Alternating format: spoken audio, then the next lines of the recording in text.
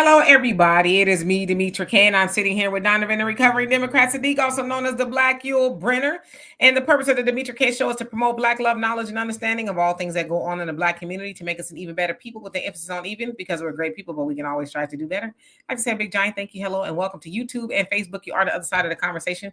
Not only are you viewers, but you are family. And sometimes we share the link. If I share the link and your profile looks like this, please show me that, and then you can go back to that. If you are not comfortable, just know, especially if I've never seen you before, you must show me your face because sometimes people like to play jokes and we ain't laughing. Also, in the comment section and on the panel, is not that we disagree, is how we disagree, because sometimes things get heated, and it's okay, but let's not be disrespectful. So today, we're going to be talking about a Notorious gas station being shut down in Detroit after a shoplifter allegedly took a dollar's worth of stuff. Now an employee calls those actions, and so I'll show you guys a video clip, and then we'll get into the discussion. And the question I ask is, when are we going to? Let me think about the question. Donovan. Yes. Welcome. It is 3 o'clock here on the West Coast, and that means that it's Demetra K time.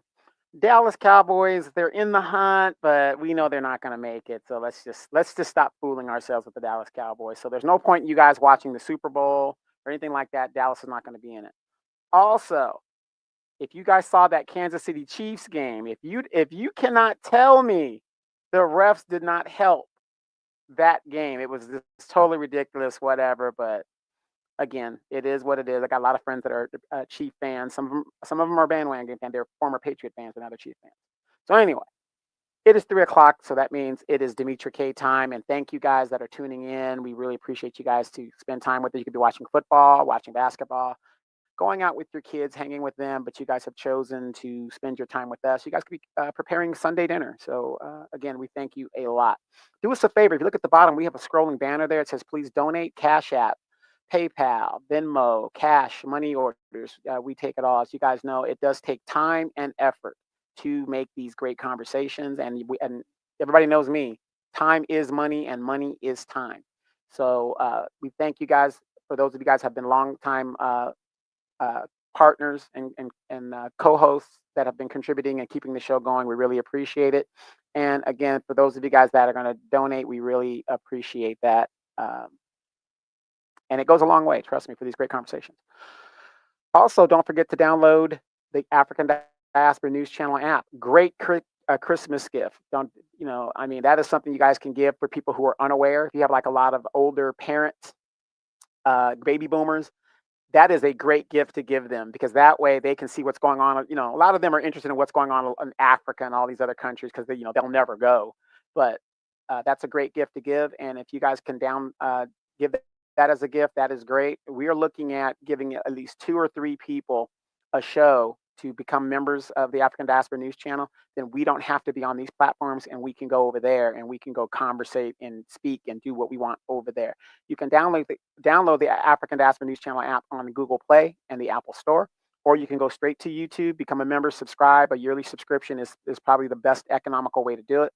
Then you can also get the Emancipation Channel, which you get parts of videos there as well, but you get also additional videos from Demetra K, Brother Phil Scott, Vicki Dillard, Wongel, a whole bunch of contributors that are being put, and reporters that are being put right there in Africa and in the Caribbean, giving us great information all around the African diaspora. So do that, become a member. And again, also here in the Demetra K show, you guys can buy memberships for other people. That's a good way to do it too. Hey, I'm sorry, you guys. I'm doing okay being a millionaire here in California, owning my home. But let me tell you, I don't have the money to, buy PlayStations and stuff for little nephews and nieces and stuff like that. And I think one of the great gifts to give my fellow adults and people is memberships to channels that I think that would be beneficial to them. And I think this would be a great channel, that you might want to give to somebody as beneficial. So you could become a member and do that. We'd really, really appreciate that. So Merry Christmas and Happy New Year. Hello to everybody that's come on live. I'm not sure what you want, but if you want some silliness, myself or the moderators will, make sure that you don't stress yourself out in these comments, having to watch this show. So we don't want you to crash out. for little old us. All right, so thank you, Donna, for all of that. And yes, the holidays are upon us, I guess. So yes, Merry Christmas and all that to those of y'all who celebrate. Happy New Year and all of that. We'll be back here before the New Year. So anyway, let's go ahead and get into it. Hey, Easy, how you doing? Hope you're doing well. All right, life. So anyway, on December 11th in Detroit, Michigan, the gas station on Lodge and 6 Mile, from what I understand, there was a second incident where an alleged shoplifter took $1 worth of stuff allegedly, right? And so the cashier decided to chase after him, and I guess from what the witnesses in the store were saying, he was like, I'll chase you down or something like that. And so sounds like the cashier began to, shoot. And then Tony Williams is his name. He was 38 years old. He was running, and I guess he jumped onto what they're saying is the Lodge. So it sounds like it's a freeway. And I'm not quite sure what happened to him, if he got hit by bullets or hit by a car, or maybe he jumped and the fall was too long. I'm not sure what happened, but nevertheless, he did die. And so, of course, the people in the community are upset because it's the second time that has happened. Last year, it happened in the store where I guess somebody was trying to steal $3 worth of stuff, and the cashier locked everybody in, I guess wanting the stuff back or whatever the case is. And so the person that I guess was alleged of taking the stuff started to shoot, and 3 people got hit. 1 ended up dying. And so New Era Detroit, under the leadership of Zeke Williams, and you guys have probably heard a lot about him. He's like, this gas station must be closed. So I'm going to show you guys a snippet that I put together, and then we'll have a conversation. Oh, and let's see here. I wanted to, and facts not feelings, that's a great question. Let me see. I meant to put it up because I think that's kind of where I was going with it, but I wanted to be careful how I said it, because I didn't want it to seem like it was saying something else, but that's where I was going. So let me show y'all this video, and then we'll come on back. You feel me? Straight up, bro. Straight the up, too. You don't want straight like that. I'm dead serious, too, bro. That's it for y'all, like. It is. We're going to turn this gas station into a community station. Today you going to be shut down and you never open it back up. You got my word. The second time that they done took life, somebody's life, and put it in their own hands. From behind the glass, outside, and began discharging a firearm at an individual whom they suspected of shoplifting. Those actions putting this community in danger is not okay. It is not acceptable. And for that, under the authority of the Chief of Police, in concert with the City of Detroit's Business, Safety, Engineering, Environment Department, also known as BC, Corporation Council. And as you see, we are not here alone with members of City Council, the Board of Police Commissioners, our CVI, as well as members of this community, that we are going to demand and insist on accountability. I will be placarding this business, and the business license has been hereby suspended, and this business will not be allowed to do so and operate continually as it has in the city of Detroit. Thank God. All right, so I'm going to remove that.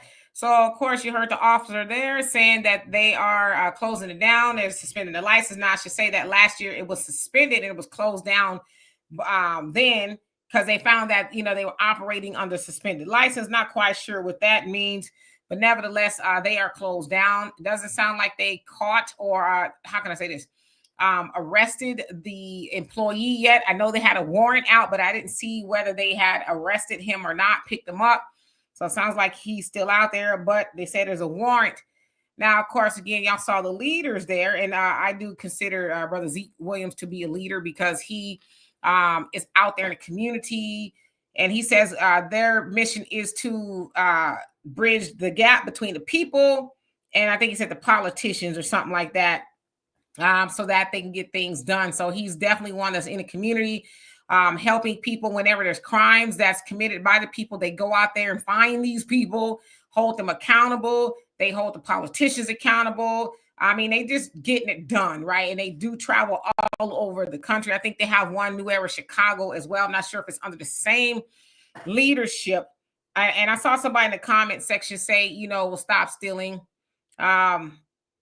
I don't think $1 worth of anything is worth somebody being shot at. And then, as they said, somebody shooting willy-nilly into the community where people are walking by, cars and everything, shooting just haphazardly off into the community over $1 worth of stuff. But I think the conversation is a little bit more than that. Again, sounds like it's a problematic gas station. They were problematic in 2023, problematic in 2024. So the question is, because it's predominantly in our neighborhood, right? Let's keep it a buck. When are we going to stay out of those stores? When are we finally going to have enough? As you said, facts, not feelings. When are we finally going to say, okay, we're not taking our money in there. They will starve before we take another black dollar into that store. If they're operating under suspended license, then more than likely they're not operating above board or even at board, right? So they're just doing whatever they want to do in there. But y'all can see that the people did not look like us. That's not unusual. That they and everybody else set up in our community. And as Zeke said in another video, they have these big, thick, bulletproof glass, but then they come from behind the glass to get, froggy with people, shooting them up and stuff like that. So for one thing, if you're so afraid, you got these big bulletproof glass windows, why are you even in the neighborhood that you're afraid of? Then why do you come from around the glass where you're protected and start shooting, right? But it's not, again, that's not unusual. We see them and other people like them do that often to our people, just running away, shot or whatever. Listen, I want to make this clear. I'm not saying it's all right to take stuff. It's not all right to steal, okay? I'm not saying that. But it's not all right to kill because somebody is stealing, especially if they're not a threat and they are running away. So, facts, not feelings, I agree with you. When are we as Black people going to say, you know what? Yeah, city council, you can let them set up, but we won't shop there. We won't buy gas there. We won't buy food or any lotto, cigarettes, or whatever else. Now, the other thing we need to address is that in those neighborhoods, there's usually food deserts, which means there's no nutrition or anything like that where people can really go get what they need. So often they're delegated to buying stuff from those convenience stores. The other problem is this, and I'm gonna give it to Donovan and hello to everybody's come on. Other problem is this. When that planning committee at City Hall is listening to all the businesses that want to build here, there, and everywhere, we are not there to say, oh, nah, y'all not letting another liquor store come up in here. You're not letting another pawn shop come up in here. You're not letting another checking the cash or any of the other stuff that's adverse to Black community. You're not letting them come back up in here. Because you know who else does that? The white people, Asians, and everybody else. When they hear that something of Popeyes or, something adverse to their community is going to be built there, they show up to the city planning committee and say, no, you're not. Because if you do, you're getting voted out. But as I always say, we as Black people, especially when it comes to city politics, we are reactive and not proactive. Because proactive means you show up to these city council meetings or the city planning and you're involved. Reactive means, they keep killing up the people in the neighborhood because they're stealing $1 worth of stuff and we want them gone. That's reactive. Because see, we know the history with them in our neighborhoods. They do not like us. Do not reinvest back into the neighborhood. They treat our people bad. And then we show up the next day for them to wash, rinse, repeat. So some of this, if not a lot of it, is on us. Donovan? You pretty much summed everything up, but I'm going to tell you guys this. We know why they set up in our neighborhoods. There's no doubt in my mind that we don't know why they set up in our neighborhoods. We know why they set up in our neighborhoods because that is the only area where you can set up and you will be welcomed because, we're the everybody people. We want to be friends with everybody, but you can't go set a store up in an Asian community and set up a fried chicken spot or a soul food shack and see how long your business is going to last. We're the only group that, and the Asians know this, and these people know this. The migrants that have come into this country in the last 4 years, where did they go? When they tried to send them to Martha's Vineyard, how long did they last in Martha's Vineyards? I think they were there a week, and the rich people were like, get these people up out of here. They set them up in the Black neighborhoods. But I don't want to go on too long because you summed it up very, very well. When it comes to city council, if you guys have been following me, you guys know I am a a city council person. Demetra, what is really sad, and my co-hosts that are watching and listening right now, what is really sad is a lot of us, when we think of city council, we think of the Brady Bunch, where, you know, your dad has to drag himself down there. Mom got to go to the PTA meeting, which is a parallel here. I want to, you know, put both of these things together, the school board and the city council meeting. Oh, I'm a feminist and I just don't have time to go. I've got to work and take care of my children. Ah, wait, take care of my children. I ain't got time to go to a stupid old meeting. They have made it in this technological age to where you don't have to come down physically and be there. It's all online. It's all digital. You read what they put out for the agenda coming up, because by law it has to be posted so many days before the meetings. And if you can't make that meeting, you know what you do? And it has to be read into the public record. You send an email to the city clerk or the superintendent of schools, and it goes in there and it has to be considered in their meetings when they're voting on stuff. And your voice is heard. Demetra, what I hate about our community is we have all the freaking excuses in the world when it comes to not being proactive within our communities. Once the gas station is built, once the junk station is built, once the junk store is built and all that other stuff, and then you see who really owns it, then we want to be, oh, how what are they doing here? And all this other stuff. It's too late. It's too late. It's too late. In my city, we have the biggest proposed warehouse in the United States. Emperor Ito, the developer, he owns the city. He bought off all the politicians. He owns this city. That battle for me is over. The battle is over. But Demetra could tell you, and everybody else can tell you, there was a bunch of us, myself included, I made my voice be heard. Be it via, I just watched on YouTube channels, smartphones. We've got all this technology, but we don't know what's going on in our cities. We don't know how they're spending our tax dollars. None of that. But the migrants get shelters and all this other stuff. But yet Uncle Cleophas, a veteran, he's homeless. Cece, your aunt Cece, who has three children, she just moved to the city. She can't live with you because y'all don't get along like that.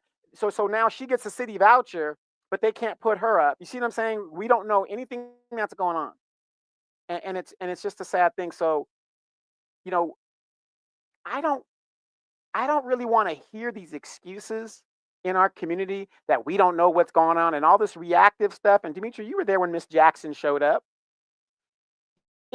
At that point, it's a show. We just sit there and we watch people come to the mic and they scream and holler, but the decision was made 2 months ago. Where were you at when they announced that? Anything that they do in regards to city and school, they have to announce it before they do it and make sure everybody's aware, and then you come to the meeting and you do that. But you know what? We don't care. You know what? We're too busy smoking our weed, drinking our liquor, going to the club, getting a new tattoo. We're doing all this other stuff. And then when it actually happens, I hear so many Black women that are left in California complain about the school system here in California. Oh, but the Republicans, they want to do away with the school systems and stuff like that. Well, your kids can't read, right? So why would you care if they got rid of the thing? If you got a school voucher, you can go to Beverly Hills High. If you got a school voucher, if you can get your kids there, that's what they want you to do. And it's just sad. But again, somebody losing their life over $1, are we surprised? I'm not. Isn't that normal in the Black community? Isn't that normal at this point? The mediocrity and the drug selling and the weed and the crime and the criminality. Isn't that what gentrification is about? We keep voting Democrat and we're expecting something different. Something to think about. Well, I wouldn't say all of that is typical as far as like normal or the norm. I think it's some of it. I think the Black community is a menagerie of things, just like a lot of other communities are. I think in the Black community, it gets exposed more because there is a lack of resources. And of course, we know the media tends to play a lot of that stuff more than they do in suburbia, where white folks are taking drugs. To give you a perfect example, my daughter went to predominantly, I don't know if it was predominantly white, but it was considered to be the more wealthier high school, my daughter and my nieces and nephews. And I always hear this conversation when it comes to, let's say, schools, for example, right? A lot of times you hear people say, well, I'm going to send my kids to the white school or the better school because they did. I'm here to tell you that at my daughter's high school, they had so much drugs and a whole host of other things because they had the money. The kids, they rode BMWs and Mercedes, to school, right? That's kind of money they had, right? But I also heard a lot about these parties that the kids would throw when mommy and daddy went away, and it wasn't just no little get together. They had it all, but they don't tell y'all about that stuff. So I'm just kind of just saying that.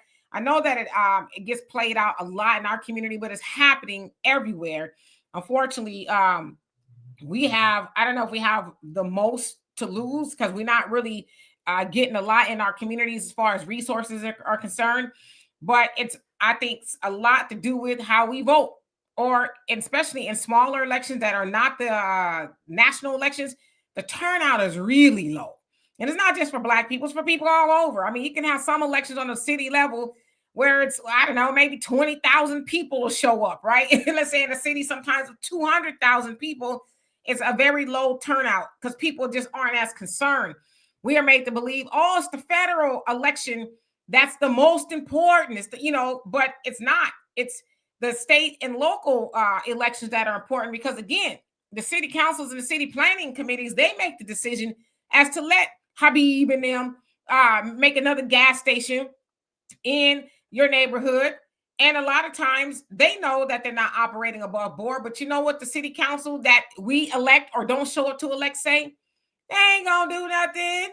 All they're going to do is have a Mrs. Jackson show up and ranting and raving, wigs spinning around because she's mad because they built another pawn shop in their communities or whatever. But then she'll go away. She ain't got no real power because oftentimes when we need somebody to show up or the Black community to show up, it's usually 1, 2, maybe 5, 10 people if you're lucky, but everybody else is not concerned. And I'll give you a perfect example. Donovan is one of the probably the few Blacks that actually are boots to the ground there in the community. He's ran for city council twice. They didn't want that, but when something happens, they knock on his door. Hey, Mr. Saadiq, we got this and that going on, or can you help us, blah, blah, blah. When Donovan was running the second time, we canvassed a lot. One particular time when I wasn't there, he met this, I don't know if she was mixed or whatever, Hispanic, but she had a big gaping hole in her roof, right in her ceiling, and water was just pouring in. She had a bucket to catch the water. So Donovan was like, oh, wow, okay, let me get on that. So he called City Hall, blah, blah, blah, and they fixed it because it was a slumlord issue is what it was, but they weren't listening to her. So Donovan got it fixed. And she says, okay, yeah. I'm going to show up. I'm going to show up. Because Donovan had a city town hall where everybody could come and hear the candidates debate and everything. And as we're going to the town hall, we saw the lady and some brother. They was walking together, trying to look like they came from the liquor store. So we rolled down the window and said, hey, we on our way to the town hall. Y'all going to show up? Yeah. We just going to go home real quick. We going to go home. And come. They didn't show up. But yet, it's like the man that you needed to put in office, the man that came and knocked on your door and made sure that whole, and because she had a special needs child and all kind of stuff, but she couldn't get it done. And the city council person that was in did not care, but she didn't show up. So that is kind of a us problem. We can't keep on complaining about the misleadership in our community if we don't show up. This is not I'm going to just cry enough. And then eventually somebody will feel sorry for me. And then they'll come fix it. Because if you look at any town, and Donovan can attest to this, any district, right? Usually in the district, there's a horrible side of the district. And there's a grand side of the district where there's Mercedes and Rolls Royces and houses on the hills. That side is pristine. You know why? And it is an admonishment to our people, but it's not to make us feel bad. Because those people are like, we want to keep it this way, right? We don't want certain things that are going to attract certain people in our neighborhood. We want to keep it clean. We want sidewalks. But in our part of the town, Well, I sure wish, I don't know when they're going to do something with these, potholes and the garbage and the pit bulls running around and, all that other stuff, right? We got to show Right, and up. remember, on my side of town, we don't even have sidewalks in some areas. Yeah. And, but the other thing is with them folks, they ain't going to let them people stay in office 10, 20, 30, 40 years. You're out of here, buddy. If you mess up the first time, you're out of here. We're going to get somebody else in there. And we need to have the same attitude because we pay taxes too. So we deserve to have a quality of life in our communities and stop electing people who are that do not care that you don't have a full-fledged grocery store close enough for you to maybe walk, ride a bike, or a quick bus ride or car ride, right? Like, when is enough going to be enough? And a quick ending to that story. You don't necessarily have to be an elected official to get stuff done. As we know, you have different council members and elders. Whenever federal grants or available money comes from the county, wherever it comes from, everybody is supposed to get a piece of that pie. Some people want it more than that. Now, the rich side of my city, they were complaining about the island in the middle of the road. It wasn't landscaped correctly. So they wanted to get that fixed. Now, mind you, my side of the city, we don't even have sidewalks in some areas where the kids are walking to school in the mud, right? The poor little Mexican kids and stuff like that in those little areas, right? And my area hasn't been developed because what they did in my city, long story short, was when they were developing the city, my city came into fruition in 1984. So we're a young city, but we're the second biggest city in the county. That's how fast we grew because all these LA people came in here and all this other stuff. But the point is, we're the second biggest city. So $500,000 came up, right? And all of these council members wanted that money to do things in their district. I personally called the mayor and I said, look, Jesse, who's a former Marine, I said, look, you guys have taken money for 25, 35 years from property tax from my area for the development of the rest of the city, which is against the law. And I was going to file a lawsuit against the city. I said, Jesse, there's $500,000. And I said, this is your opportunity to do something about it. And I said, I think that money should all go to my district. Now, remember, my council member doesn't know anything that I'm making these calls. I got the whole $500,000 that went to my district. It ain't a lot of money, but it put in some sidewalks and it did whatever. But it made me realize I don't need to hold an office to make a difference in my community. I just have to be engaged. Demetra will tell you right now, when I go to city council, the city staff gets up, they shake my hand. How you doing, Mr. Saadiq? Is everything fine? Do you need anything today? How are you, sir? Is there anything we can do for you? Because I put them on blast when they need to be put on blast, and I get stuff done. And it's the same thing. We don't necessarily have to be elected, but if we're going to elect people, you get the right people in office. And if they're not doing what it is that they're supposed to be doing, we need to start getting them out of there.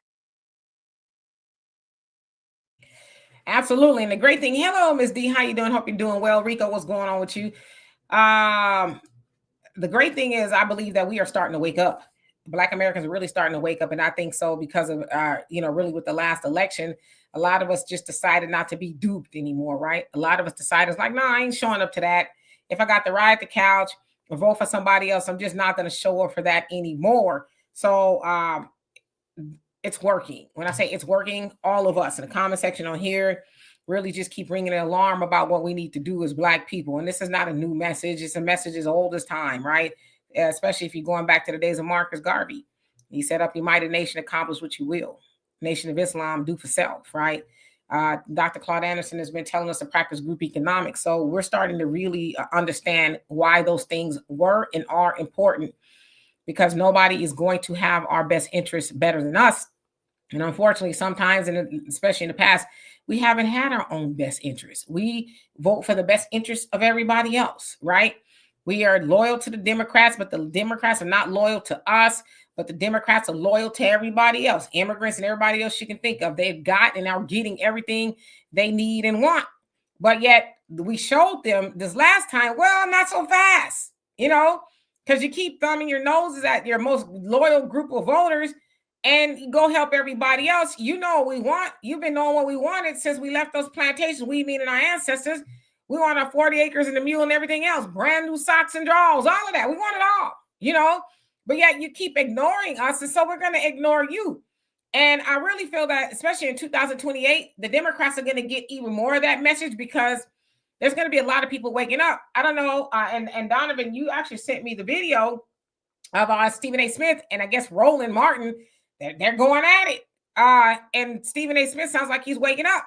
He says, I voted for Kamala, and he's an independent, but he says, I have questions. He says, it seems like a lot of things that Trump was saying is actually true. And he basically said the Democrats act like they cannot do anything wrong, like they're the angels, right? It's not us, it's them. But he says, I'm learning and finding out that that's not the case. Because, Roland tried to put him on blast about something he said. And then as Stephen A. Smith said, your gallery there, they're cackling and giggling and laughing, every word you say. I could not stop laughing. But the point to me bringing that up is people are waking up. And not only are they waking up, they're using these platforms like Stephen A. Smith to say, wait a minute now, I need to talk about this. It appears that the Democrats have been lying, pretending that they're the sweethearts and they're the darlings and, oh, not us. We're, as he said, the party of the people. But you got people who are the people are struggling, but you say you're the party of the people. So the message is spreading. People are waking up, and we have to be in that number. We can no longer keep hearing these stories about our people. And now listen, again, I'm not saying stealing is right. It's wrong. I hate when a mofo steal from me. So I know what that's like, but I don't hate them enough, especially to the point of if it's a dollar, but that go to show you those people, they set up in our neighborhoods knowing that there is no value on Black people. They have been taught that from wherever they come from by watching the media and everything else. Oh, Black people ain't worth nothing. We can just shoot them and get away with it. And nobody's going to do that. And we'll open right back up. And guess what? They going to show up. They going to show up if they only got $1 and give it to us after we harm one of their people, whether it's in the nail shop, hard-headed ass sisters. Yes, I'm talking to you. You know they do that to us, but y'all go right back. Or these beauty supplies where they whoop your ass. Excuse my French. I said I was going to be nice today. But where they whoop your ass. And all they got to do is say 50% off. And then you're lying right back, lying all the way around the block. You're going in there to get some hair, whatever it is you're going to do after they just whooped one of y'all. That's why I always say to y'all, get mad at me or your mama, I don't care who today. No one hates a Black woman more than a Black woman. Because ain't no way hell I'm going to shop somewhere. I know a Black woman just got her ass whooped. Not by the woman in the shop, but by a man. Whooping ass. And y'all going back and like it. Are y'all that vain? That I just gotta go get, what is it? Is the weave crack a weave? Is it crack? But like what's in the weave? What's in the glue? Really, no. What it is their love for whiteness. Like I said, and don't get me wrong, sisters. Don't get me wrong, sisters. I understand protective styles and whatever. But when y'all out here robbing for hair and glue and I think it has a lot to do with self-hate, but it has a lot to do with the lack of loyalty. Again, and this is not to get just on the sisters, because there's plenty to go around for the brothers, believe me. Okay. Where is the sisterhood? You talk about the Black woman as the most disrespected, unprotected, but then you take your Black ass into a shop where one sister just got her ass whooped, and you go and you buy and shop and make the person that whooped her ass richer, and then you don't say nothing to me, And even Brother Tyrone Muhammad, that's an infamous story. He go throw a whole brick through the window over a sister, and they right back there with the 50% off sale. So at some point, in facts, not feelings, I think you're on to something. I don't know about the lashing, but I get where you're going with that. We need to really hold our people accountable and say, oh, they whooped your ass in there. Did you know they did it to the sister last week? Yeah, I knew. Then shut the hell up. We don't care. We don't care if you go in there 20 more times a day and they whoop your ass 20 more times a day. Don't say nothing to us because you know better. And until you rearrange your understanding, they should continue to put a foot to your backside every time you go in there until you finally get it. You don't want to know what's crazy, you guys, and Demetra? You've got these people that come into our communities, right? You don't know where the hell they're from. How do you know the difference between somebody who's from Bangladesh and somebody who's from India? They're basically the same culture. They're just different countries, right? We let these people come into our communities and we don't do our homework on their history. And a lot of these people that come here, they have a racism like Kamala. I don't know why this woman thought she was going to pass herself off as black, and then Candace Owens, if you like her or not, she did a great job in debunking that. Did you guys notice how Kamala changed up? Well, you know, she was basically saying, paraphrasing, family could be just somebody you really admire and you love and you treat them like family. When it came out, she wasn't black, okay? But anyway, but we don't do our research on these people and we don't understand their racism and their caste system that they come from. This is the problem with being an American. We think everybody should be like America. Everything should be like America. Do you guys realize outside of the United States, and I'm going to talk to you ladies, you guys do not know how good you have it here in the United States as women. When I hear women, as you guys heard me say on the show several times, I ask the question, well, women's rights, women's rights. What hell rights don't you have here that, you know, a man doesn't have? A woman could do anything she wants. She wants to sleep with a bunch of guys. She wants to be a OnlyFans. She wants to be a president. She wants to be a vice president. She could do anything she wants in this country. But you go outside of this country, the machismo is real. The patriarchy is strong. You guys don't understand it. You guys think you're oppressed? When I hear an American woman talk about oppression, I was in Afghanistan. I can show you some oppression, okay? You guys don't know what being oppressed as a woman is, you know, and it's just crazy. But back to my point, we let these people come into our communities and we don't understand their culture. And if their culture, and it's around the world, how many of you guys know this? Even the Latin culture does it. The dark-skinned Guatemalans are not the same as the let's say the white Cubans. The black Cuban, I mean, they have racism within their caste system, within their cultures. And then we come over here and notice, especially when it comes to the Arabs, brother, we are brothers. We are brothers. Okay, well, you know, can I get a job? No. I can't do that. They won't do this. They won't do that. Do you see what I'm saying? We don't do our homework when it comes to these people, and we let them in our communities. To me, it's almost like opening your door to a stranger, and you've got your young kids and your young daughters in there, and you're just, you know, come on in and just, you know, rape and pillage my house and my children at your discretion. We need to do what it is we need to do. We need to start showing up at City Council. How many of you guys have been following me on Assemblymember Corey Jackson? Now, I'm not doing that for me. I'm doing that to help you guys as well. I do not want this man to think he got away with stopping reparations here in California. And I'm putting the emails up all the time showing everybody that I'm going through the proper steps. I'm going through the proper steps. We have to be more involved. Or if we don't want to get involved, Demetra, and I'm going to be real about this, if we don't want to get involved, then we need to separate. Complete separation, just like Elijah Muhammad said. We need to separate and be real about it. We can't be a little toe in the water and a little toe out. Either we're gonna go in there and integrate and be a people in this society, or we need to completely separate and form our own society. We can't have it both ways, you guys. Yes. And CJ, you said, you know, basically how do you stop it from happening? Because unfortunately, and I'm paraphrasing, the theft does happen. You said, I think is your family had a store, and they're installing cameras and stuff to, because there's so much theft. I think a lot of that, especially in our community, will dwindle if we have more resources, sustainable jobs and things. And the other thing too is, no matter what community it is, people steal, right? Probably do a lot less of it in the white communities or other communities because they're a little bit more set up. They have other things going, whether they practice group economics or they have jobs that are worth something in there.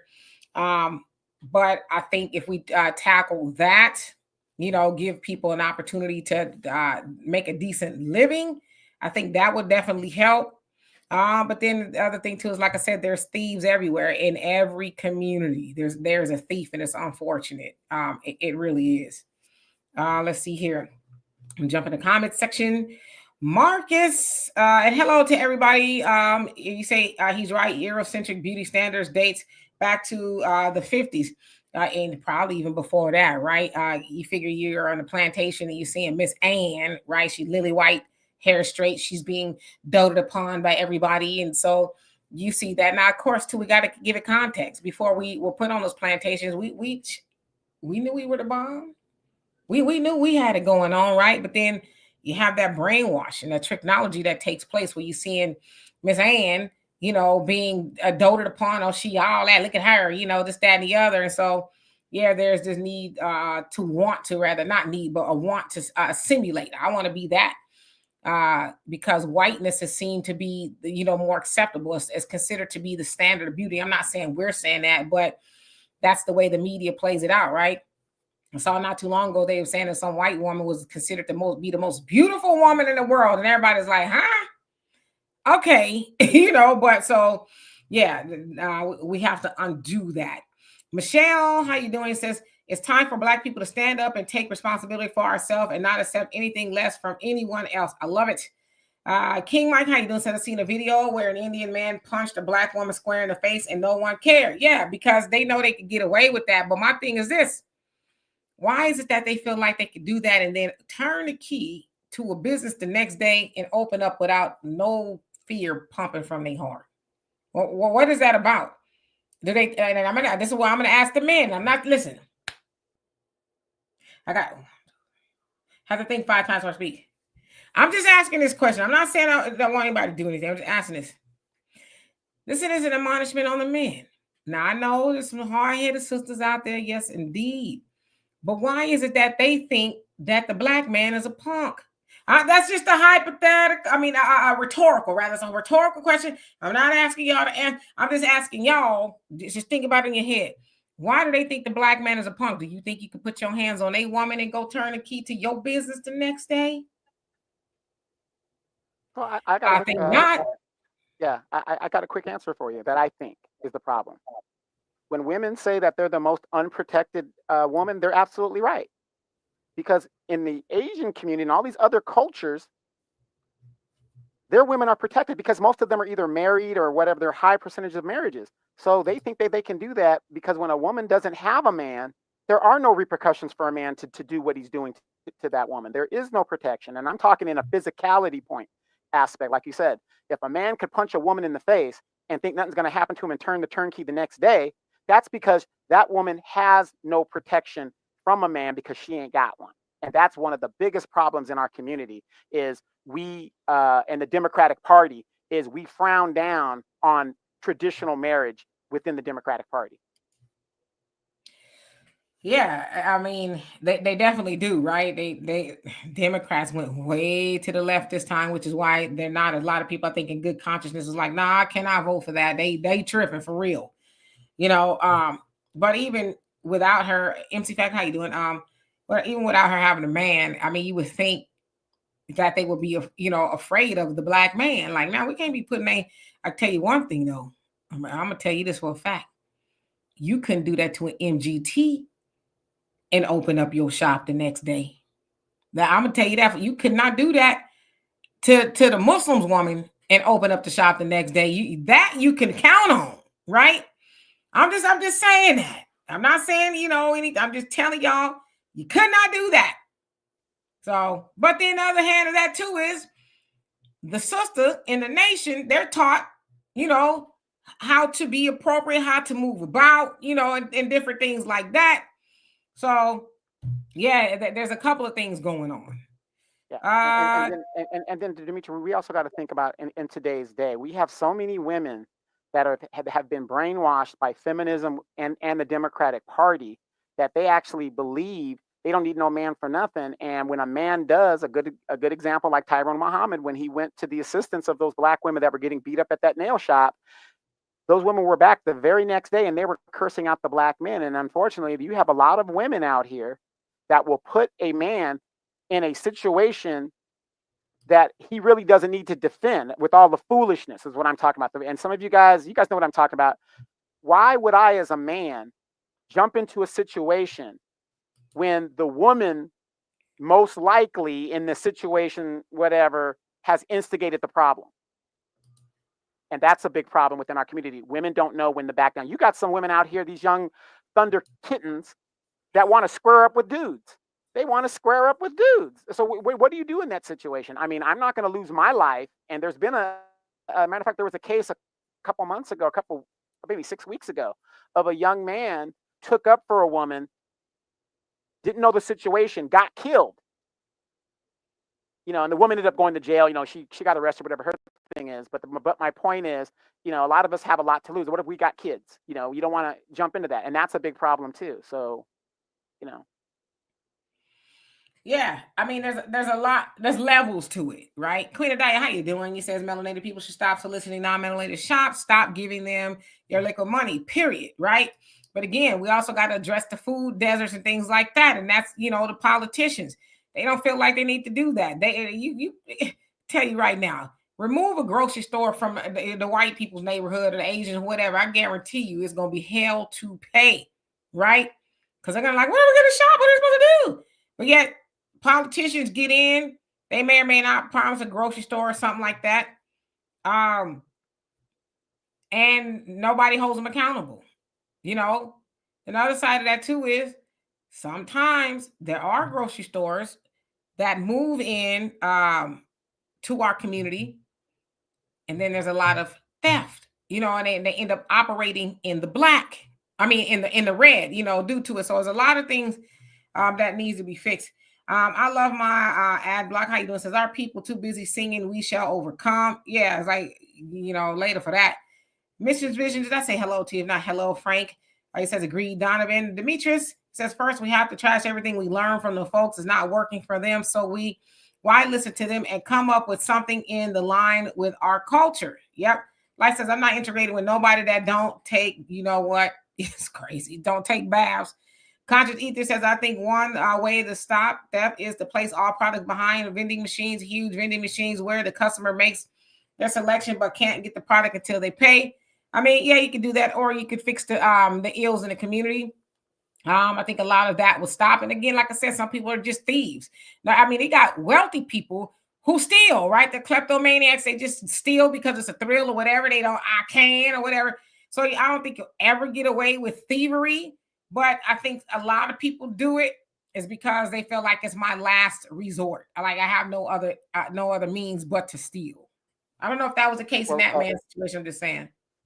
Yeah, well, how many of you guys have been watching the news lately? Amazon just went on strike in certain areas of the nation because they're not being treated fairly, they're not being paid fairly, and you haven't heard Joe Biden, Mr. I'm for the people and I'm a union man and all that stuff, say anything. How many Democrats have you heard come out in support of those Amazon union workers?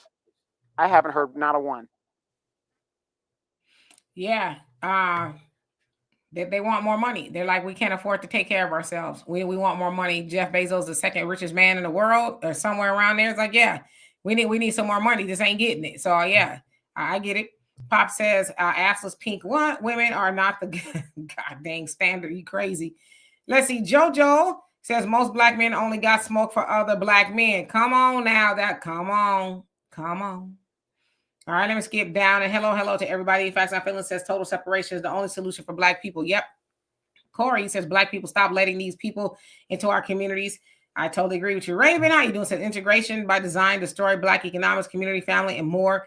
It says white saw and knew us prospering would breed power on all levels, and excuses were put in place to burn down and delete black towns and droves. MLK said it best when he said, "I may have led my people into a burning house." Yes, integration. And he was going to get our check, and we still trying to get our check. Easy says, "We don't operate with codes, D." And Sherman says, "I love my beautiful sisters. I'm going there. I'm punching someone out. I'm old school. That I just had to ask, you know." But yeah, you're right, Easy. You know, like I said, there's a lot of you can do that to some other people's women. Brooklyn Best, how you doing? Long time no see. Says they also would have their women acting that way. I think he meant they wouldn't have their women acting that way. Accountability is a thing to those communities. Let me say this to y'all. I know y'all give a lot of credit to them other women, but they be acting a damn fool too. They just don't highlight the white woman and the Asian woman and the Hispanic woman. They act a nut too. You know what I mean? I get it, but I don't. How that always gets placed on the black woman. You know what I mean? But yeah, our sisters need to some straightening. I will say that. And as I said, I'm a black woman. I've been that for 53 years. So if anybody can speak on black women, it's me. Yeah, the sister needs some straightening. We need to rearrange our understanding about a whole lot of things. Because there's things that women are doing now that our grandmothers and our mothers would not do, especially in public, right? So yeah, there needs to be a lot of adjustment.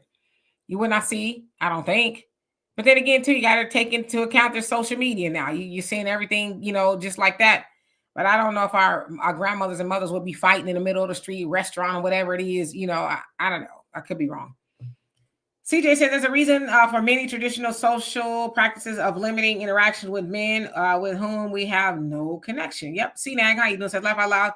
He likes mocking black women in voice. Okay. Let me skip down. Ambitious Alicia, how you doing? Earth Angel, what's going on with you? Says because he's busy keeping his options open for interracial sex access. You can't touch a white woman even if she doesn't have a husband. Like I said, I just wants to know. You know what I mean? You even think about doing that to a woman, and she could be the trailer park woman. She could be the most trailerish, parkish woman in the community. And if they find out that a brother put their hands on her, even talked about it, oh yeah, they'll go see him, whether it's the police or somebody. I'm just saying. Tiffy says other groups of men don't care about that. They protect their own. Then they ask questions. Yeah, we know that there's been plenty of Rosewoods, Allentowns, Black Wall Streets, Slocums, and a whole host of other towns that were burnt down over the lie of a white woman. And those white men more than likely knew she was lying. But they couldn't have that out in the streets. That some black man did something to a white woman and it went unchecked. And to your point, once they burnt down the town and did all they did, they was like, now what happened? Oh, well, we knew she was lying, but we couldn't let that get out there, that we let a Negro do that to one of our women. You see what I'm saying? I'm just giving it historical context. Yeah, it's mafia messaging. You can't. You have to answer a certain thing and send a message out, or people will think you're weak. Remember in Good Times when Sweet Daddy Williams showed some leniency to the Evans family. He said, if this gets out, I'm gonna come back and raise all kinds of hell up in here. See, so right, absolutely. All right, so let me skip down. We got a couple of more minutes. Backside Phyllis says, I'm only riding with black women who ride for me. I see a bunch of black women in one of them folks store as she getting her ass beat, a wig snatched and booted out. I would laugh at her and say, good for you. Yeah, I mean, I don't suggest you put yourself in harm's way for that. I mean, by now, most sisters know that they are adverse to us. And a lot of times, a lot of those sisters going in there, they're not doing nothing, but they follow you around and all that other stuff. Why would you give money to somebody who doesn't trust you? That's crazy to me. And I'd rather, like I said, I would rather be bald than to be put under that. Somebody talking to me crazy or following me around. Nope.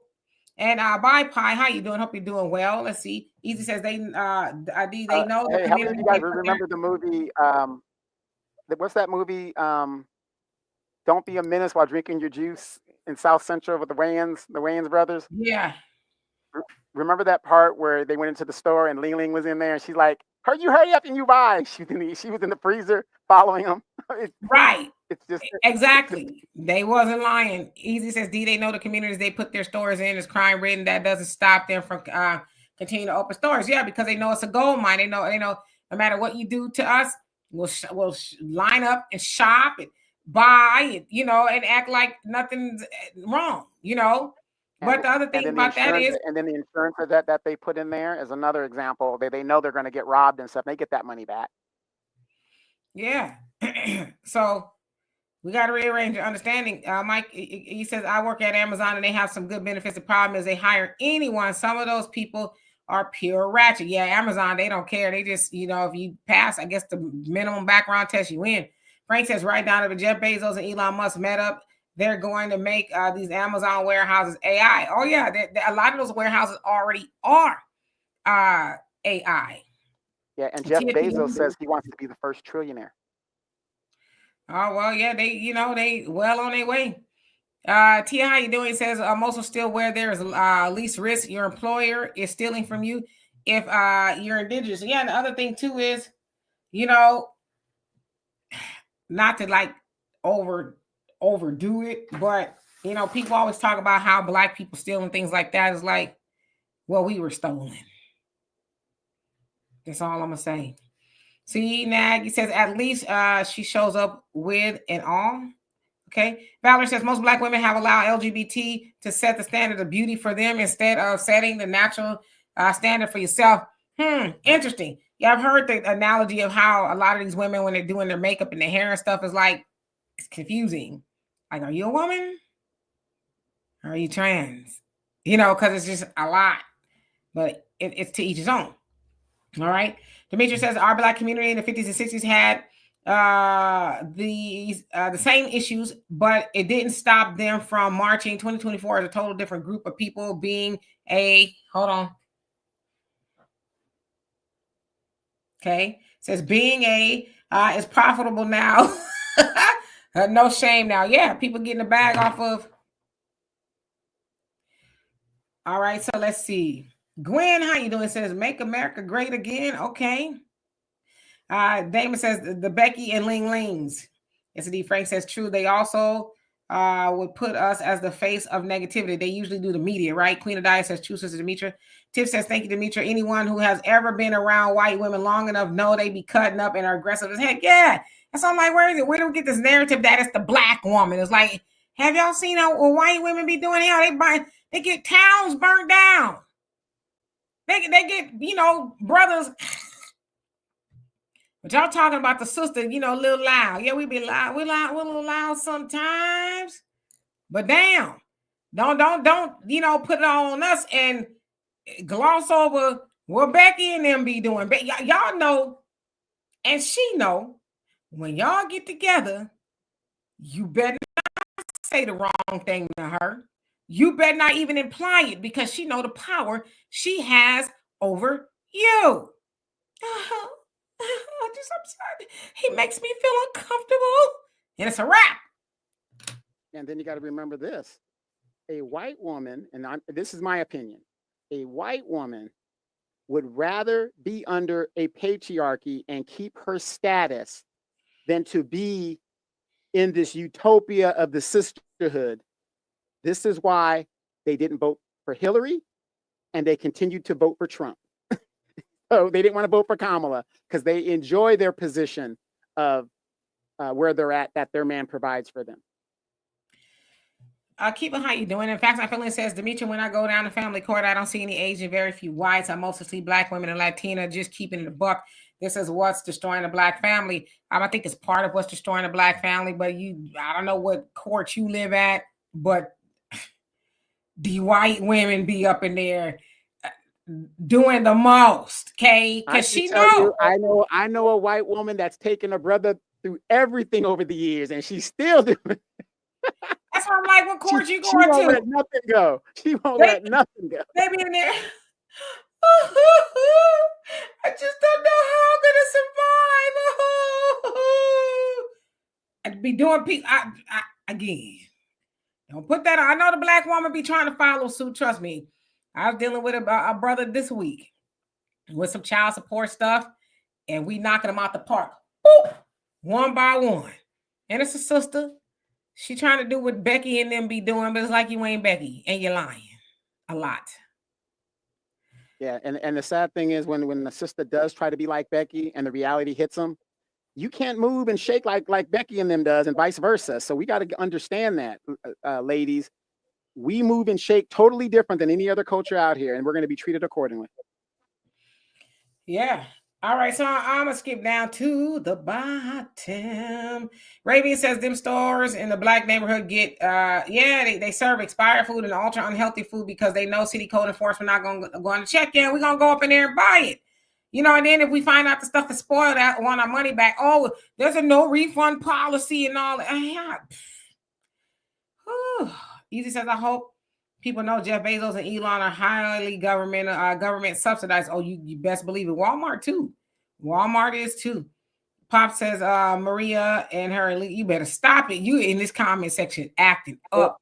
How many of you guys have seen the drones that have been taking place on the East Coast, near Miami, and the Gulf Coast, and in the West Coast?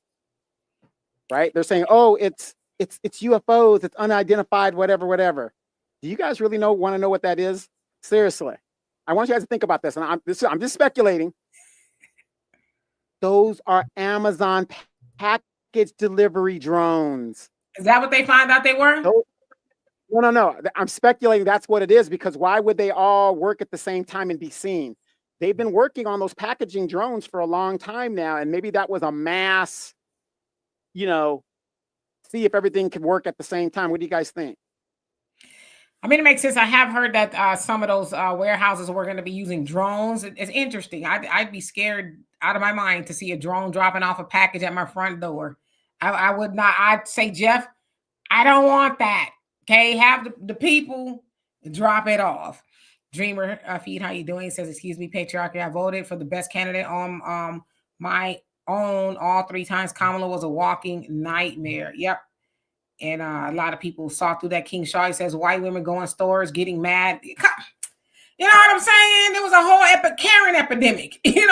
Says white women go in stores getting mad, knocking over counters and shelves. In the store, let me see. Comment section jumped up. Where'd it go?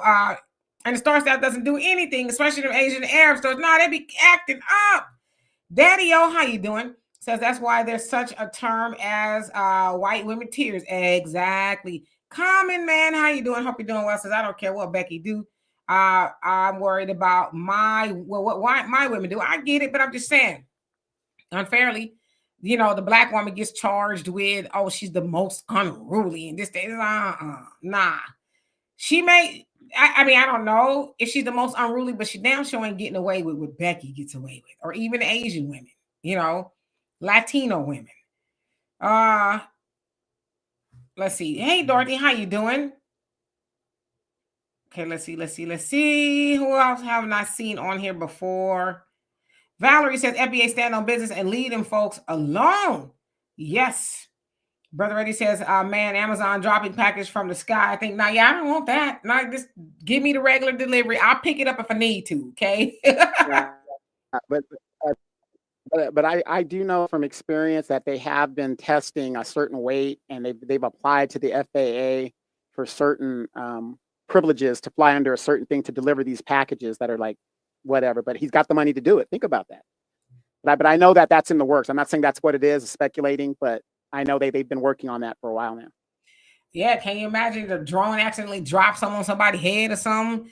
Maya, how you doing? Says I work in academia. White men talk about bullying into silence by white, being bullied into silence rather by white females. Black, Latina, and Asian women must work together to remove white females as protected group from affirmative action. You know what? I beg to differ. I think that Black people need to work together and build our own institutions. Go to our own institutions and not care what white people are doing in their institutions. I keep seeing people share this article about how at Harvard, Black enrollment is down 19% since they got rid of the educational component of affirmative action. Is like, Well, since when I know them people say that Harvard is the standard, but why do we care that?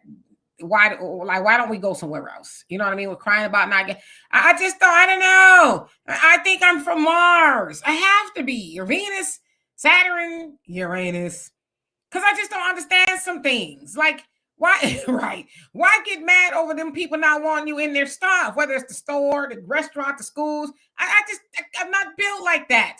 I don't want to be around you either. You know, I can imagine. Oh, well, okay, fine. Let her in. And then I'm walking around. That's like the equivalent of begging them to let you sit at their lunch counter. They say, fine.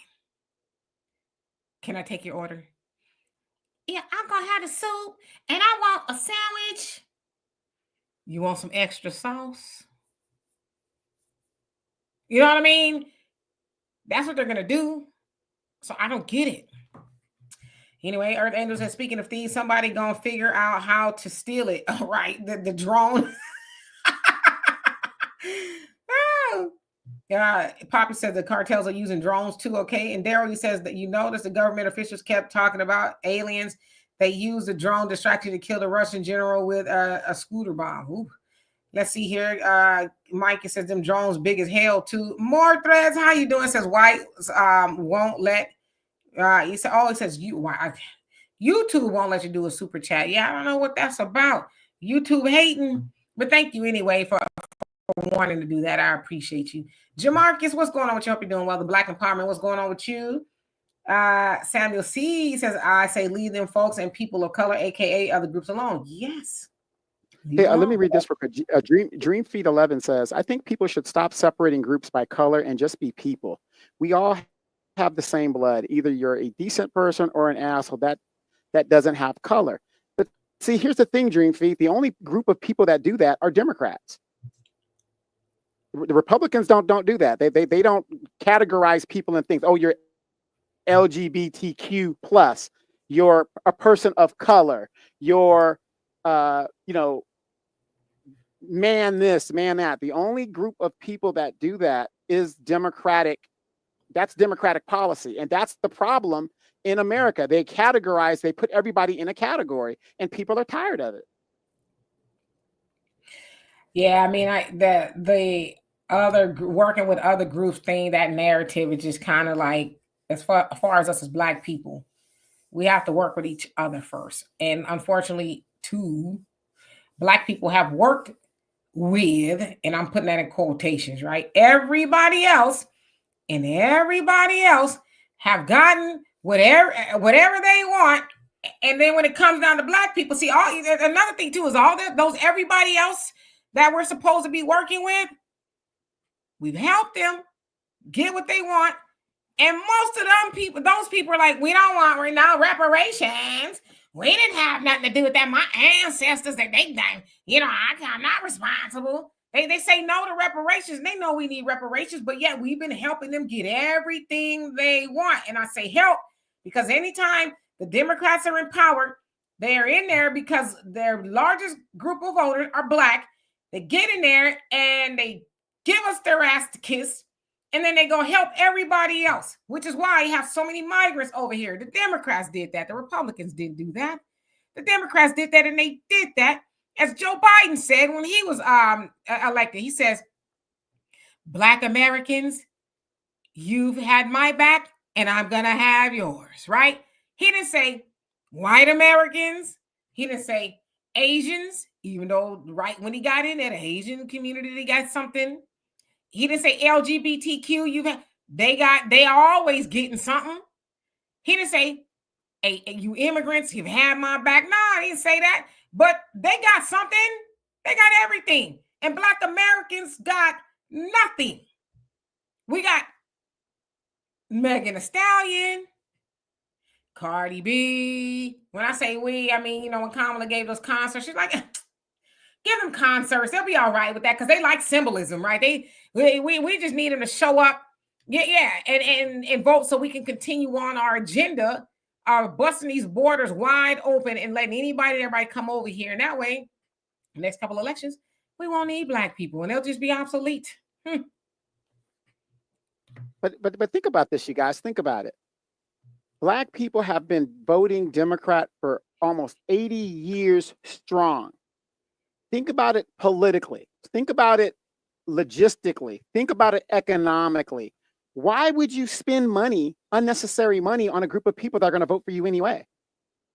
So I'm with Kamala on that. Don't give those niggas nothing. Just give them, some concerts. Give them this, a little, little that. But we ain't got to spend billions and millions of dollars. They're going to vote for us anyway.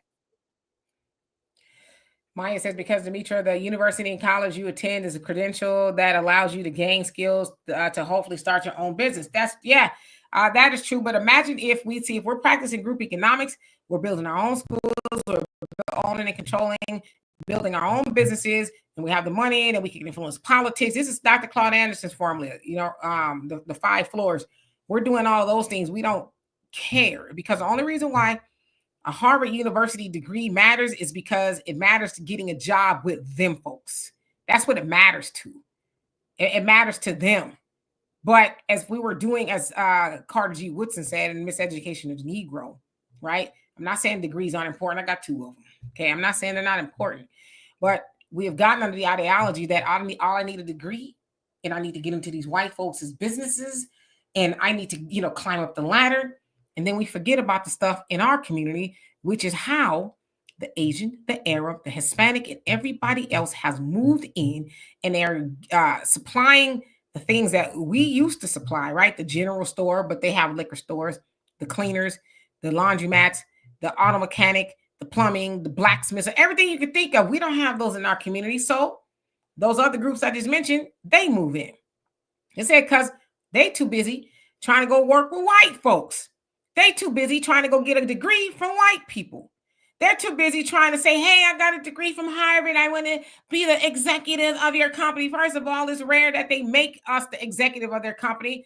A lot of times, now that they're getting rid of DEI, you're probably going to rarely see that. And I don't have a problem with that, because we should be building our own institutions, hiring our own people. But the problem is, when we do get our institutions, we hire everybody else but Black people. So at some point in time, we got to start blaming ourselves. Stop looking for the validation from them people. They don't want to validate you. They don't want you in their schools. They don't want you in their businesses. They don't want you in their neighborhoods. They don't want you around them. And guess what? If you got any goddamn sense, you ain't trying to be around them either. Because the Honorable Elijah Muhammad told us, stay away from them. But y'all so concerned with being validated by them. You want to be my daughter shared a story with me the other day of some sister gets in some clothing line, Lululemon, right? It's a white woman's line. I guess white people, and our CEO says he does not want Black people wearing stuff, talking crazy about Black people. But now the sisters, and this is why y'all just make me mad sometimes. The sisters are now commandeering this gym clothes is what they are, and they're expensive, right? And so I guess they're dressing them up and they're wearing them with heels and stuff. Well, one sister in New York went into a Lululemon. Now, I should also say there was one sister here in Houston that went in and wanted and stole a bunch of stuff. But nevertheless, the sister in New York went in there and they accused her of stealing $600 worth of stuff that she paid for, took her through the ringer and everything. And a lot of people, and this is why I say we're waking up in the comment section, is like, well, why are you in those people's store in the first place? All these Black-owned gym clothing brand and y'all trying to be like white women? That's crazy to me. So at some point in time, we got to stop. And do y'all know their stuff don't move without us? They take the blueprint from Black Americans and then they go make it their own. And then we so silly. Oh, I want to do what they're doing. Heifer, sir, sucker, whoever. We did it first. But when they dress it up and make it look a certain way, then you want to be all up on it. It's stupid. Like, at what point do we wake up? I don't give a damn about Harvard University. Not one. Because nobody in there is going to validate me. My dad had a full ride scholarship to a university, and instead of going there, he went and studied under the Nation of Islam because he said they were not going to teach me knowledge of self. Carter G. Woodson told us that these white universities will not teach us knowledge of self, and then you go and spend 4 years there, and then you come out thinking you better than your people because you done spent 4 years up under them. They didn't teach you nothing. They taught you how to operate white, but they're not going to hire you, and you're going to come back to your community and be mad at them because they don't recognize you no more. So we got to unlearn that. So what? Make our own jobs. And it doesn't matter where we go. Got me up in here sweating. Speak on that, because like I said, you were giving it a lot of truth bombs there, because like I said, I've always wondered that. Why are we so dependent on other people to get jobs, and then when we can make our own job, we can do exactly what they're doing? Matter of fact, look at the pyramids in Africa. Look what's going on in Africa. And that's another problem that I have with us as a people, Demetria. We don't travel enough. Whenever I talk to young Black women, the first thing I hear when I say, wait, where do you want to go someday? Well, I want to go to Europe. We've been indoctrinated and brainwashed so deeply that that's what, the first thought never is to go to the homeland. It's never to go to see it. We should be like the Muslims. We should make a Hajj one time in our life to go and step foot on the motherland and see what is going on over there. And I'm telling you guys, if you've never been to Africa, it will change your life, your perspective. I'm not talking about northern Africa where the Arabs are. I'm talking about Nigeria, the southern part of it, where the Black folks are. It will change your life. But hey, I've been to Jamaica. I've been to Aruba.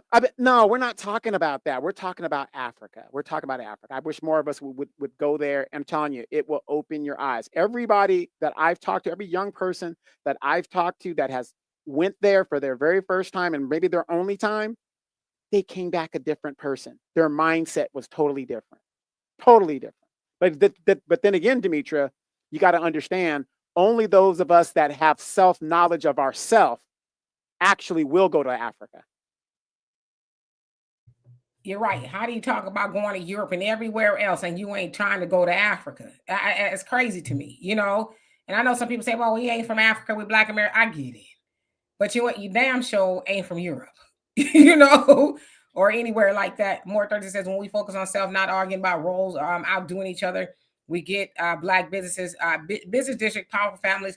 People should check out the short film Secret to Selling to the Negro on YouTube. Yes, it is a powerful film that was actually produced by Black people, helping white folks figure out how to get Black dollars. And that's really what civil rights was about. As Dr. Claude Anderson explains it, it wasn't about giving Black people rights. As an Honorable Elijah Muhammad said, how are you going to have civil rights and you don't have human rights? They don't even think of you as a human, which is why a lot of these people move in our neighborhoods and they feel like, I'll take your life over $1, because they don't see you as human. But they run around here talking about you got civil rights. How? And like they said with the secret to selling to the Negro, that was what civil rights was about. Oh, they got a lot of money. And we've been shutting them out because we're racist and discriminating. We don't let them come into our stores.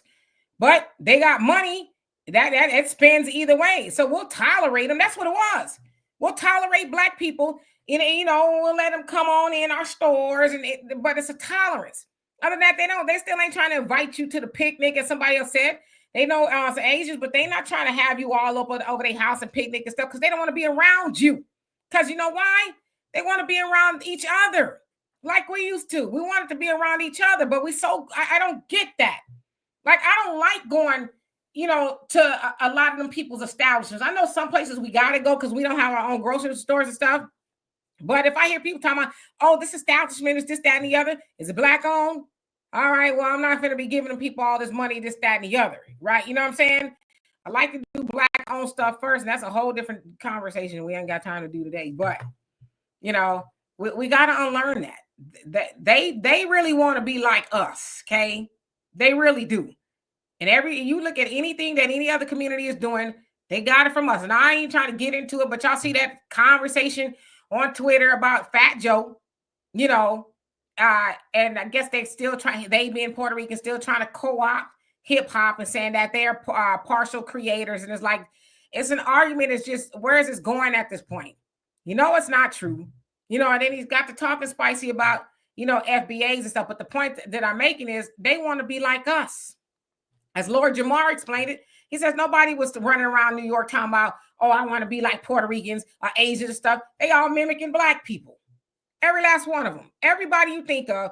I remember when TikTok shut down the Black part of TikTok because the TikTok creators weren't getting paid and the white ones was running off with their stuff. They stopped for, I don't know how long they stopped for. They stopped making dances and everything. And TikTok damn near shut down because They don't know what to do until somebody black makes up a dance, and then Jimmy Kimmel will invite the white one on there and do the dance like he or she made it, but it came from a black person. So when we realize that we are the blueprint, then we'll start to understand the power that we have. I'm just saying. So I know we overstayed our time. Donovan? No, I mean, exactly. I mean, we have so many issues that we still have not resolved since the 1960s civil rights era. They've dropped the ball. They went and got their Cadillacs and their whatever government jobs and all that other stuff. Folks, and let's just be real about it. We have got to move the ball forward, and unfortunately, the civil rights era, not all of them, because like I said, I give big ups to those civil rights militant black folks up in Chicago. Those are the older folks doing that movement. And now you're starting to see a lot of younger people trickling in to help out. But the fact is, we haven't moved that ball for our community since the 1960s. And so it is upon us to move in a new way and shake in a new way and move in a different movement. We've been doing the same thing. The Democrats, they ain't doing nothing for us. The Republicans definitely ain't going to do nothing for us. We all know that. They don't hide that type of stuff. So we have to formulate, what are we going to do? And Demetra, my stance, as you know, is the only way that we're going to get out of this situation is reparations. If you're for it or against it, I don't care. But the fact of the matter is, if we do not do something for our legacies, our grandkids, our great grandkids, they are not going to be in a position to live that American dream, because right now they have criminalized homelessness. What does that tell you?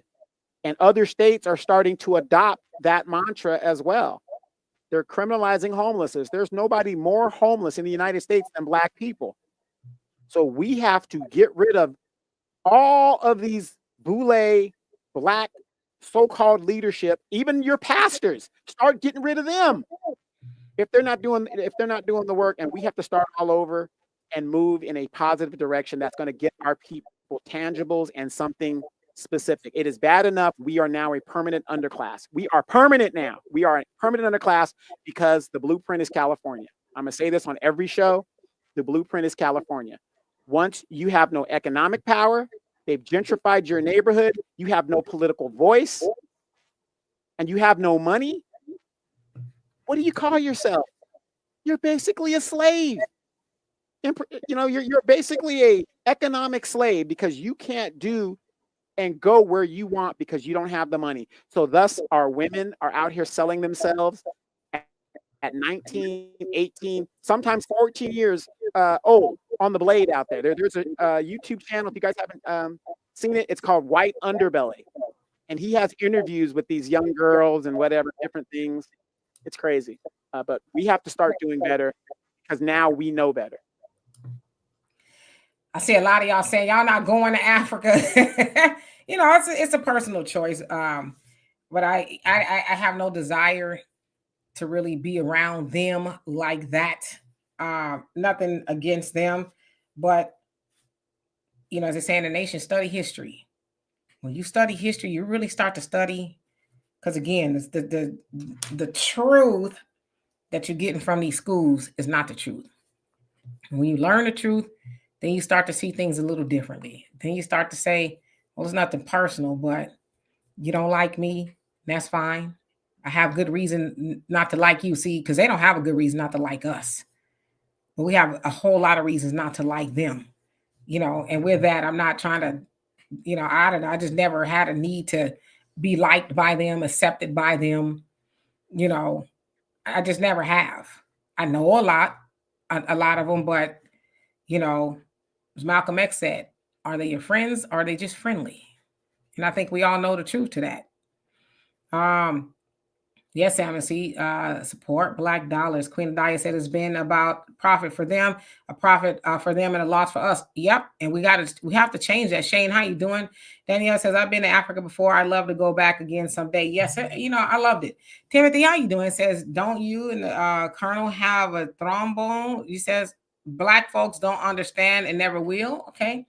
Raven says, Elijah Muhammad said it best. A lot of Black people love white folks because they give you nothing. Yeah, we all right with nothing. Give me more of nothing. I have a second of that, please. 48 TCO says in this last year, I don't trust any people that's not FBA. A lot of them show us their ass to kiss.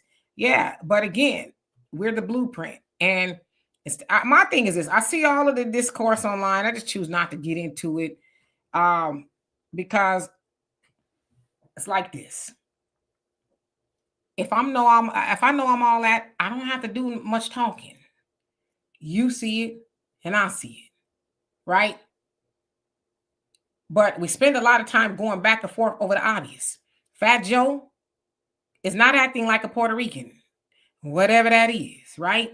He ain't acting like, oh, okay, Ricky Ricardo's Cuban, but whoever's, Puerto Rican, he ain't acting like that. He acting like a brother, a Black American brother. So as much as he bumping his gums, he acting like us. But yeah, we want to argue over that. It's like, I ain't got to argue with you, fool. I said, we see who you mimicking. We see who you cosplaying. We see that. You ain't cosplaying your people. And I ain't seen too many of us cosplaying them. So it's like, what are we arguing for? Yeah, for what? So what? He's bumping his gums. And he's trying to do it like a brother. He ain't bumping it like a Puerto Rican. He's bumping it like a brother. So I don't know. What they say, how does it go? What's understood doesn't need to be explained or something like that. Why are we arguing? R Ward, how you doing? It says going to the motherland has always been one of my bucket lists. Never to Europe, never to the land of the colonizer. Yeah, same here. You crazy, Pop. I'm talking about Fat Joe. Let me answer this question here. Conscious Ether says we're not a permanent underclass.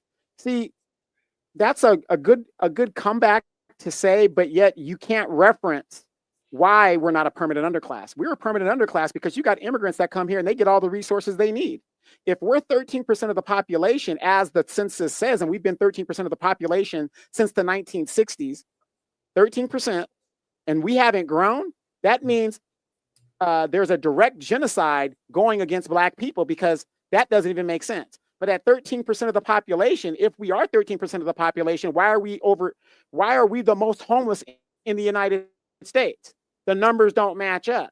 So when I say we're a permanent underclass, we're a permanent underclass economically, because a third of all Black wealth was taken in 2008. And then we just had a pandemic that just happened that wiped out a good majority of Black-owned businesses. So tell me how we're not a permanent underclass. It's just a question.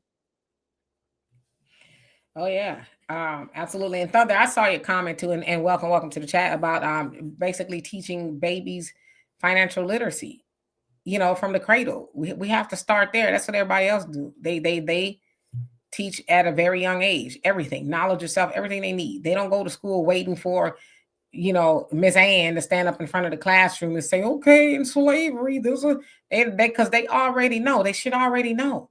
That's why it makes my skin crawl when I see Black people crying about them getting rid of these books and DEI. Is like, are we that lost?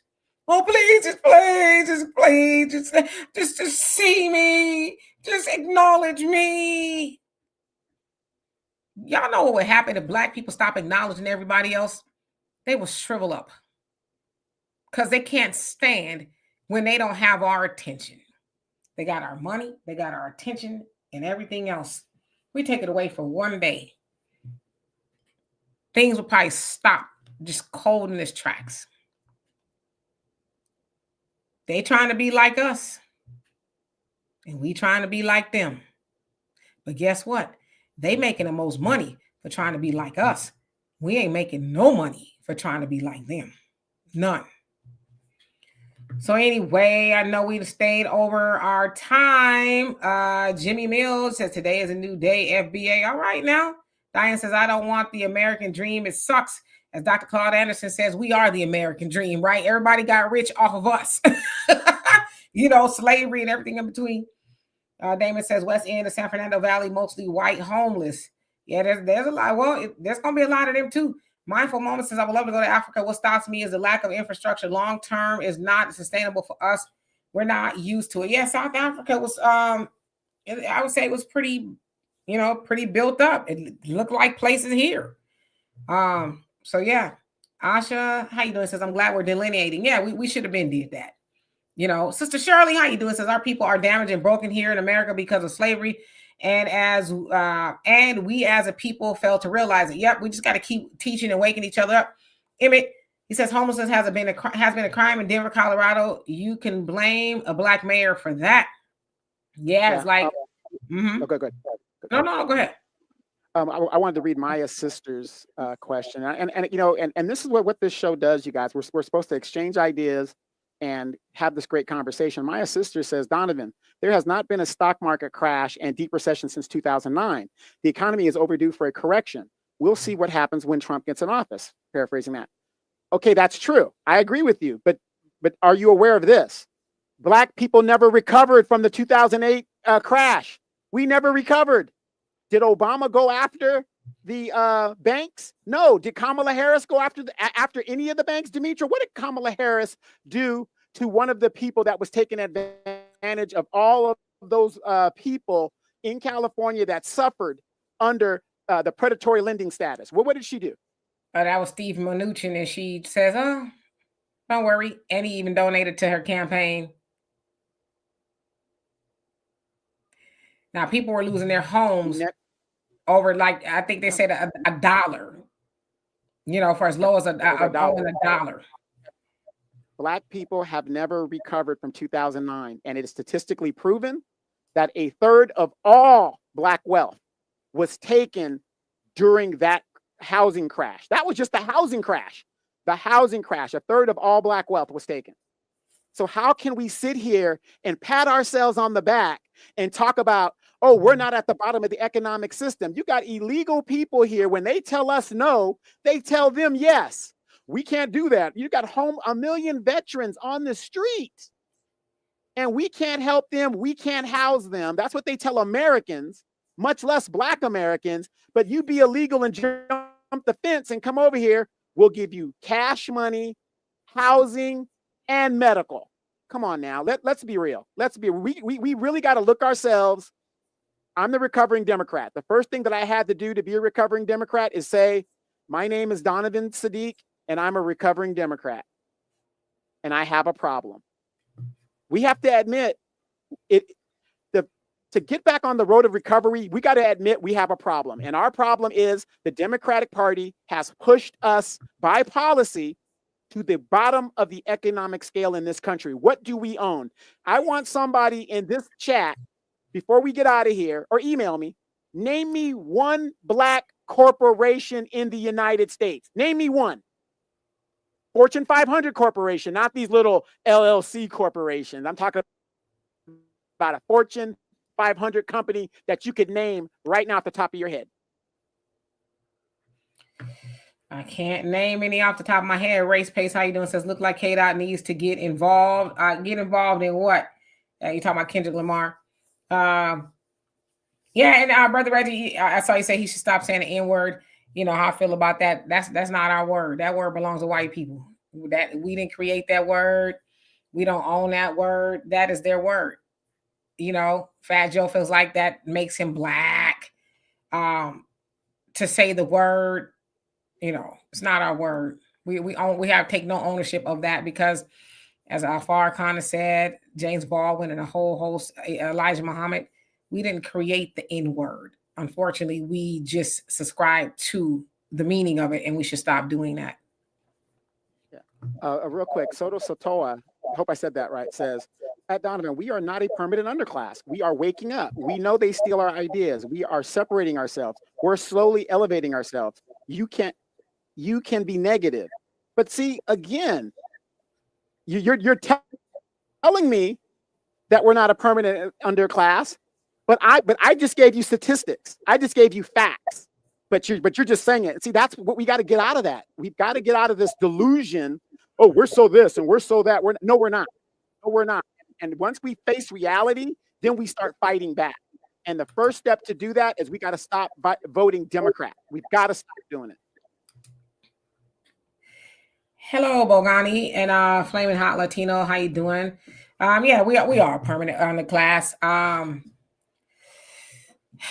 Well, I would say we're pretty close, right? And I think with this election, had we showed up for Kamala, Oh yeah, you could have just put the rest of the nails in the coffin and just start digging. Yeah, that was gonna be it. We were not gonna have another chance to do this again. It was gonna be completely over.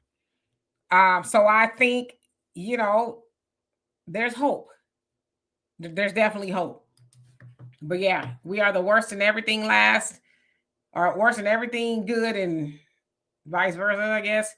To Donovan's point, as far as homelessness and the disparities, like that's going on in this country, and it doesn't need to be, because we see some say almost $2 trillion in the Black community in America every year, but we give 97% of that away. So we have to stop doing that, right? Stay out of Lululemon and the nail shops and the hair shops, and you know what I'm saying? They got enough money. All right, so let me go down. Ye word Gentiles, how you doing? Says Democrat Rock. What? Asha says a Venezuelan was being interviewed and she said they don't get anything but food, shelter, and medical. He say, bitch, that's everything. Yeah, I mean, there's a lot of Americans that don't get that. You try to go get some food stamps right now, they're gonna say, oh, you make $1 too much. Sorry. You making too much money. So yeah. I mean, if most people just got that, they'd be doing a lot better. Super brother, how you doing? It says majority of so-called Black wealth comes by the way of professional athletes. But collectively, we put our money together, we'd be doing all right. Okay, so Brother Reddy says WWT ranked number 19 on the Fortune 100 best places to work list, and privately owned by a brother. WWT ranked number 19. Okay, now, I don't even know what that is, but I figured there was probably one or two. He says, I know that. Well, I said corporation. not a private incident. I said corporation. But go ahead. Okay, got you. All right. I think we are. I just want to make sure I acknowledge everybody. Georgia Rose, how you doing? Hope you're doing well. Common Man says the Africans are kicking white people out of Africa. They're hip to the world today. Yeah, we're watching that unfold in real time. They're like, nah, y'all got to go. Tito says we were given this world. We didn't make it. We kind of did. Easy says when we invest in ourselves, then change will prevail. Yep. Queen of Dice says, right, let your natural hair and beauty shine through. Absolutely. Asha. Oh, Lord, I ain't even gonna read that one. Not gonna do it. We'll be here a whole nother 2 hours behind that comment. Valerie says those books are available in your library and should be in your FBA homes. Yep. Don't cry about it if you ain't got them at home.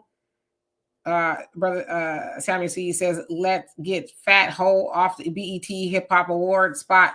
Yeah, and then the white folks own that too, SLG, how you doing? Hope you're doing well. Mike Knight says, name me one song or a rhyme or Fat Joe. Lean back. What's love with Ashanti? What's love to do? Yeah. Mm-hmm. But that's the only one I can name. And then the one with Big Pun. I don't want to be a player. He's got a few, Easy says, we lose a lot of our wealth to professional athletes investing in non-Black women. Woo! We're going to be here a long time. Brother Perry, how you doing? Says we have to keep you got some professional Black female athletes. Serena Williams investing in white men. That white man got money. That white man got his own money. Right. But she's still investing in them. She's still investing. Perry says we have to keep not voting for the Dixiecrats, especially when no tangibles like reparations and the hate crime bill are not included. Yep, Sweet Daddy Kool-Aid, how you doing? Says I don't get free health care like most of these migrants. I wish I could. Okay, should I pay out of pocket too? I have to pay for mine. Common Man says Uganda just discovered $1 trillion gold mine in their country. Yep, I saw that. Yep, I sure did. Oh, really? Again, how you doing? Yeah, and then again, you guys remember, they would rather pay out of pocket than to let Black people have free universal health care, because that would help us tremendously in our health and things like that, because we've been conditioned not to go to the hospital or to the doctor. If we went to the doctor knowing that we didn't have to pay anything and just go there when we're sick, we would utilize that. But that is why we don't have universal health care in this country. They would rather pay out of their pocket than give you anything that's going to benefit you as a Black person. That is the policy of white supremacy. FM, he says you're saying black men like Candace Owens, Serena Williams, etc. Oops, they are black women. I mean, yeah. Anytime you date outside, yeah, the wealth is going somewhere else, regardless of who, if it's a man or it's a woman. No argument with me on that. Edgy says every non-black treats blacks like if they were on Earth first. He said, and the blacks came down Earth riding on asteroids. Okay. Dreamfeast says, okay, so he's replying to comment. All right, so we're gonna get out of here. We love and appreciate every last one of y'all. We'll be here on Tuesday, our podcast, and then what's Wednesday? Is that Christmas? So yeah, I don't know. I'll probably just take a break. I don't know. We'll see. If Donovan's not doing anything, I'm not doing anything. Is Candace Parker with somebody white too? Candace Parker is. Yeah. She's with some I think Russian white chick or something like that. Yeah. A woman? Yeah. She with a woman? Yeah, she's been with the woman for 4 or 5. That's why I stopped following. I said, "Oh, I'm done. I'm done." I thought she had a man, a husband with a kid. She did, but they divorced. And then she became a carpet muncher.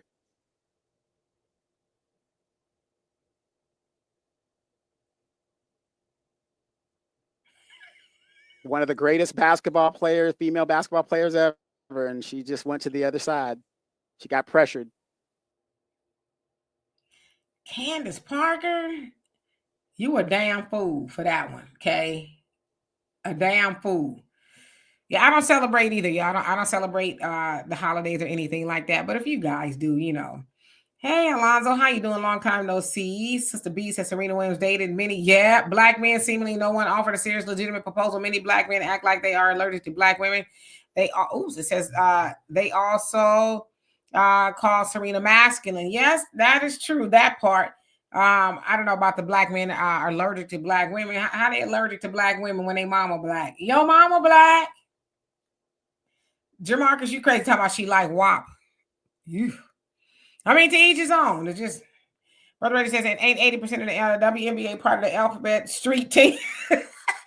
Not the alphabet street team.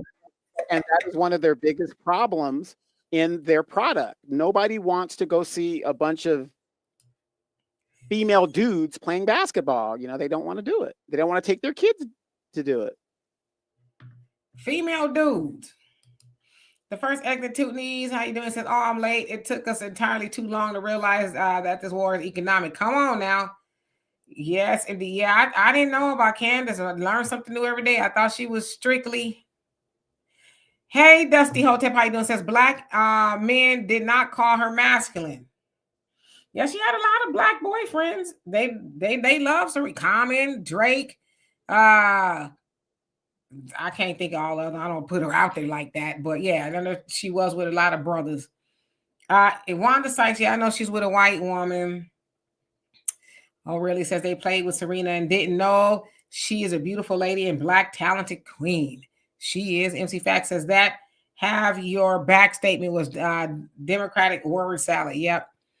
Warren says Trump saying no more sex changing. It's going to be federal dime. Yeah. From a federal dime. Oh, yeah. But Kamala was for that. She was for it. She said she would spend taxpayers' money, even on prisoners and immigrants in the detention center, that she would spend money on sex changes. A lot of people were coming into the military because they were doing sex changes in the military. That was a problem. Trump's going to put a stop to that as well. Yep. They were coming in there, doing the little thing, and then they would get out of service. They were just, Do they get BBLs in there too? Some of them did.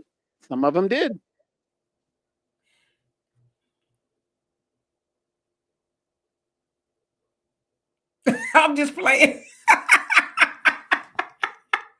Yeah, Dusty Hotep. I was tripping out when I heard that Nikki, she passed RIP, wherever. That she was with a white woman. How did you not know that, Demetra? I don't be paying attention to people like that. Her poems. Oh my God. Yeah, I didn't know that. I'm like, okay. Yeah, that shocked me to hear that she had a white wife. I was like, damn. I even heard, I don't know how true it is. maybe I shouldn't say it, that Angela Davis, is she got a little bass in her voice? I think Angela Davis probably like she dipped into it, but I don't think she is. I don't know for a fact, but I don't know. MC Fact, yeah, I kind of listened to some of Nikki Giovanni stuff. Yeah, I kind of got that. She didn't really speak highly of black men. She just, it seemed like she was kind of salty. And then when I saw her in the picture with the white woman, I said, aha. Yeah, I see, Reggie, Brother Reggie, I thought so too. Said Angela Davis with the muffin on muffin love. I hate you.